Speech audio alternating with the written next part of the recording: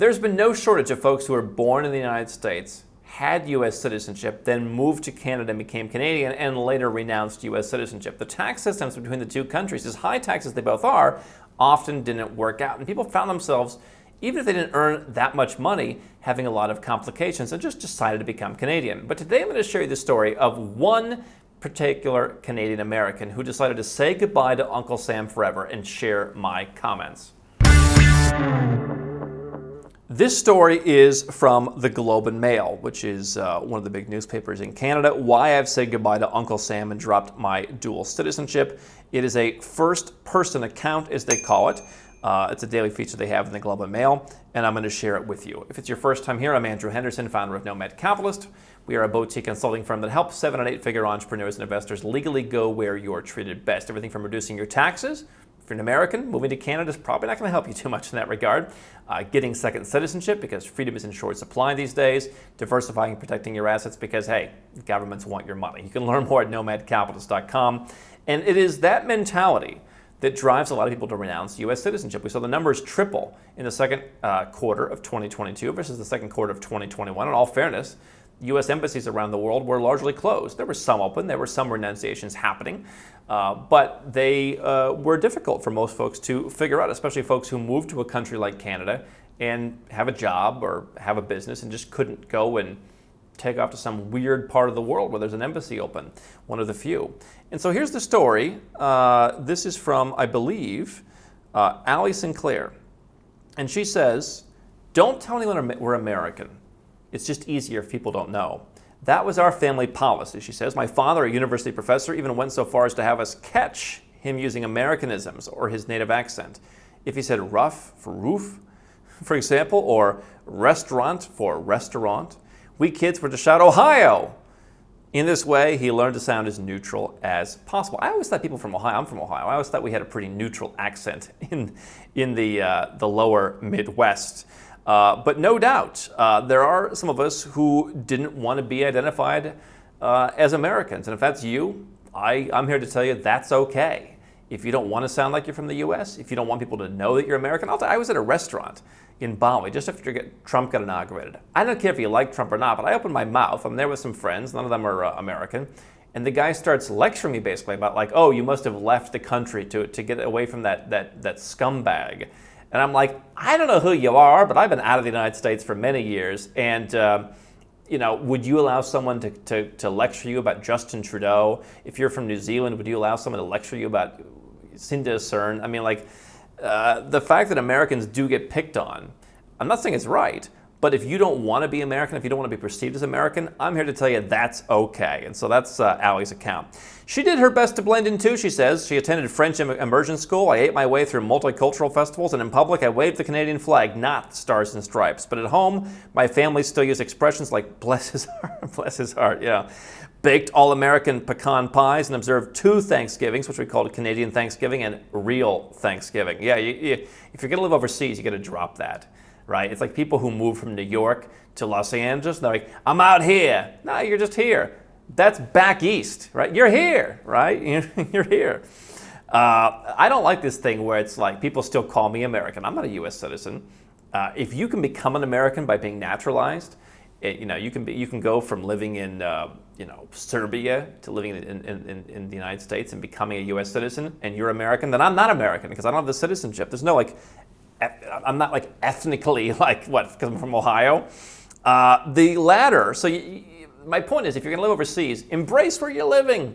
It's not out here, you're just here. You're in a new phase of your life. And I think lower taxes, better lifestyle, more freedom living somewhere outside of the US or Canada as well is something to be proud of. And you deserve a life you're proud of.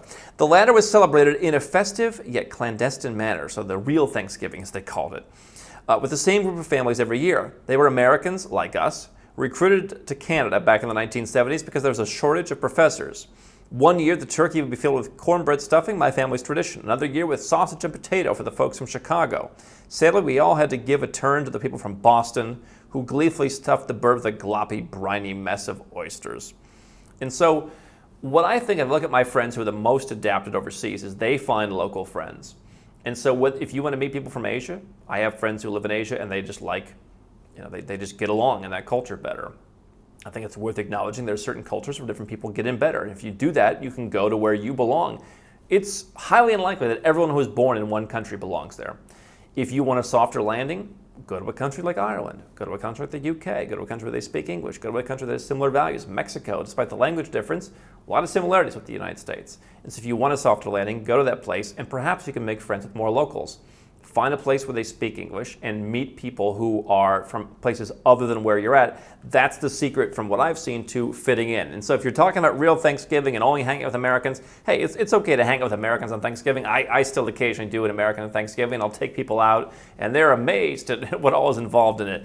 And nothing wrong with doing that one day a year. But if you want to really fit in, you have to make local friends. And so if that means you're going to go to someplace a little bit less adventurous, like someplace in Western Europe where English is widely spoken, so you can meet people locally and have access to all those friends, then I would suggest you do that. A notoriously articulate yet tactless child, I remember one year being expressly warned that I'd better say something polite when they carved into that turkey and the dreaded stench of seafood hit my nostrils. Throughout it all, being dual was my identity. Born in the U.S., I lived in New Jersey, New York, and Texas as a kid, but the biggest chunk of my childhood was a landed immigrant in Windsor, Ontario. I took Canadian citizenship when I was 19, but I kept on being American too. Then I left Canada for 3 decades. I lived in Asia, in the United States again, in Oregon, and most recently in New Mexico. I've been processing my feelings about my identity for years, hiding who I was as a kid, being unsure which passport to travel on, moving to Asia and not knowing if I should introduce myself as Canadian or American. I landed on Canadian, yeah. So she got the Canadian passport. And by the way, if you're going to live in a country, claim the passport. This stuff seems basic. You would not believe how many people I talk to, not only in the course of our business, but just in everyday life. Oh, you're Portuguese, you live in London. Are you also British? No, I've just been living here for 15 years. Yeah, why don't you claim the passport? Oh, I just never got around to it. Get the passport. Even if it's a U.S. passport, if you're living in the U.S. for a long term on a green card, why wouldn't you get the passport? I guess if you want to get rid of it later, you can, but if you've lived there for that long and you're planning on continuing to live there, why not have the full privileges, right? People think, oh, Andrew's always against people getting U.S. citizenship. Not if you want to live there, right? Green card holders pay taxes too, so get the citizenship. Too many people live somewhere and don't claim it. So if you have that situation, do it.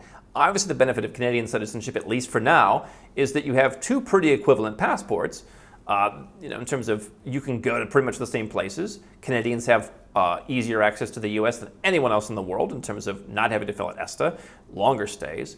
Certain programs are open to them if they want to go and get jobs. Americans can stay longer in Canada, same kind of deal. So, the ability to go back and forth between the 2 countries is pretty good on each passport. Canadians can leave, go and live in Asia, and not pay taxes on their worldwide income. And so if I lived a chunk of my childhood in Canada, I would look at, if I'm going to have high earning years in tax-friendly Asia, maybe there's a way that I would rather just be Canadian, right? And so she goes on to talk about, how do you introduce yourself? This is a question that I've thought about a lot. And if you want to hear more about this, leave a comment below, because it might be something worth talking about longer. But first of all, most people don't care the answer, right? When people ask you what's your job or where you're from, most of them are just looking to pass the time. And so I'll tell people, there was a time I said I'm from Norway, right? I remember I had some pretty long conversations with some folks in the United States about, oh yeah, I'm in Oslo. Like some people would call me again, oh yeah, I'm a banker in Oslo. Oh, really? Okay, yeah, interesting. Because, I'm ethnically Norwegian, why not? Sometimes I'll say, oh, I have a Comoros, I had a Comoros passport. Like, oh, I'm from the Comoros. Oh, yeah, I'm planning on going there one day, which shows you how nobody really cares. Come to Malaysia, for example. Where are you from? Poland. Holland? People don't know, they don't care. I don't know that you need to worry about it that much. I even figured out one time, I said, listen, I'm from the United States, but it didn't have my heart, and so now I'm looking for a home. And so that was an answer that I think spoke to the true intention of what someone who's more interested in me actually wanted to know, which is like, okay, you were born somewhere, but where do you actually identify as? And so I think that's a challenge for some folks, but I think that the identity needs to be embraced beyond your citizenship. And that's what we talk about here at Nomad Capitalist. And so if you're thinking about how to identify yourself or introduce yourself, I wouldn't worry about that. If you're worried about, as she says, which passport to travel on, well, you travel to the United States on a U.S. passport, Canada on a Canadian passport, and everywhere else on which one you'll be treated best with, right? So there are certain countries the U.S. doesn't need a visa to go to. Small list that Canadians do, like Equatorial Guinea. There's a few that I guess Canadians don't need, like Cuba. Obviously, there may be policies on what U.S. citizens are supposed to do, whether they're dual citizens or not. But in general, do you want to be Canadian? Do you want to be American? If you want to be Canadian, you probably want to use the Canadian passport. Which passport is easier to get renewed, by the way, if you're setting up a residence permit somewhere such as Asia? If you think it's easier to get a Canadian passport, easier to get the Canadian embassy to give you the documents that you may need for the embassy, or for the immigration department, then you use Canadian, right? And so I think Canada's probably a bit more responsive to that department than the U.S., although it's become worse recently. One of my friends from Japan summed it up well. She explained that many people in Japan have a driver's license but don't actually drive. They call that being a paper driver. She said I was a paper American. And so if you're a paper American, at some point I feel like a paper American. Why do you need the citizenship? There are people who will still call me American. I never wanted the identity, and so I don't necessarily like to identify that way. Certainly I have American attributes. I think there are far fewer than many Americans think I have, and there are more than perhaps I imagined I would keep when I initially left. But if you're a paper American, you should consider, why am I holding a citizenship that follows me all around the world? Canada may eventually become that way, and you'll have to make a decision on that as well, which I think, if you're only Canadian and American, you still need an additional passport because you basically have the same passport twice. One has a better tax situation than the other, at least for now. What I happen to think, by the way, is you should potentially, in that situation, get a second passport by having a paper residence, where you don't necessarily have to go and get citizenship by investment, but you can set up a residence permit somewhere that you don't visit that often, and after 3 or 5 years, they give you citizenship. You hold a residence permit on paper without actually being a resident there, and you can work towards citizenship. We're going to be talking about that at Nomad Capitalist Live. So if you're a paper American, you might want to consider whether you want to be an American. She's not wrong, the article continues, which is why 4 years ago I returned to Canada. It's also why I took Canadian citizenship in the first place. Way back before I left the country, I knew it was important for me to be able to come back. Deep down, I knew I'd always come home. This is the ultimate inherent benefit for most people of citizenship. Not for tax planning, not for traveling to the most number of countries, but for where is home. We've had Australians. It seems like most Australians we work with have a foreign spouse. Some of them have naturalized, some of them are in the process. I've had more than I can count of people who are Australians and their spouse or their girlfriend or their boyfriend that's on a dependent permit is in the process of naturalizing. It's going to take 18 months. And the question is, well, do you want to wait 18 months to leave and start saving money? Or do you want, and then your spouse or boyfriend or girlfriend gets their passport, or do you want to leave and they can always come back and start over again later? And the question is, how much of home is Australia? Right? How much of home is Canada? How much is the U.S.? If you intend to return to the U.S. one day, yeah, you probably want to keep your U.S. passport. Now, if you think like, I just want to keep the option because you never know, yeah, let's be honest with ourselves, right? I mean, you got to make decisions at some point. But if you know for sure you're going to come back, you can weigh that against, hey, if I move overseas and I'm not an American, and I'm just a Canadian or I'm just some other citizen, and I can dramatically make my life easier, I can potentially reduce my taxes. What's that worth for 20 years versus the ability to come back in 20 years? My thought is, you don't know what's going to happen in 20 years. Western countries are heading in the wrong direction. You want to hold on to passports so you can come back in 20 years, but if you really are sure you're going to come back to a country, you should keep that citizenship. It's a lot easier to do that in Canada, right? Because you know that until they institute citizenship-based taxation, you'll be fine. But ask yourself, where is home? I think in any passport portfolio, you should have one country that is home. It's a challenge that Western countries are making it harder to hold their passports, especially the U.S. She says, returning after 30 years abroad, I was 90% sure that I wanted to give up my American citizenship. Then reverse culture shock hit. I had picked Ottawa as my new city. Why? Silly me, because of course it has so much winter and so much less autumn than what I remembered from my days in Windsor. Beyond that, I remember the easy, chatty friendships that were so natural to develop with Americans. It wasn't just the climate here. Ottawans themselves seemed cold, distant, insular even. Worst of all, my husband, a fellow American and a person of color, was verbally and physically attacked by a random racist. Not exactly what you'd call a warm welcome to our nation's capital. Yeah, you know what a lot of Americans and Canadians are telling me? People of color. I had a guy recently say, hey, I'm loving living in Medellin, Colombia, because I don't stand out here. I'm not afraid of the police. I walk by. I don't feel scared. That's a real thing for some people. And if that's you, then you should go where you're treated best. And it may not be the United States, and apparently not even Canada. She says, so yeah, Canada's not perfect. And yet a huge part of me still wanted to break up with Uncle Sam. I remember years ago reading a newspaper article about best-selling children's author Robert Munsch, who was American-Canadian. It had talked about Munsch giving up his U.S. citizenship, and if memory serves, he had something to the effect of feeling relieved to just have one country. But I feel the same way. Canada's imperfect, but then no place is, and even Ottawa is growing on me. The idea that you're going to find one country that's your everything, to me is like saying you're going to buy a forever house. There's really no such thing as a forever house. Some of the countries that I spend time in, people do own homes from generation to generation. But for most North Americans, there's no forever house. You're gonna have a bigger family, smaller family, different needs. You want to move somewhere, rising taxes, whatever. There's no forever house, and there may not be any forever citizenship. But what I know is, if you want to be American, you don't have to live in the United States to be American. There's people I meet overseas who are very American expats, and they live overseas because they just want to. I lived overseas because I just didn't like the U.S. that much, and so I don't want the identity, but they're happy to be very stereotypically American. You can do that, and you can even do that if you've given up your citizenship. If you want to keep that identity, why not? Plenty of people will allow you to continue to call yourself American. You can be Canadian and you can be American. I don't understand this weight of having an extra citizenship means you need to feel that way. I have St. Lucian citizenship, and I may tell people occasionally if I think they don't care, yeah, I'm from St. Lucia. Yeah, sugarcane. But I don't necessarily have to identify that way. And I think you get to choose, right? We think that there's all these rules you have to follow, like, well, how do I introduce myself? How do I identify myself? You're a person talking to another person. And if there's anything that I really believe here at Nomad Capitalist beyond the financial stuff and transcending all the financial stuff is we're people living in the world, and we should go where we feel the best. And that is finances, and that is freedom, and that is all the things we talk about. But it's where do you feel the best?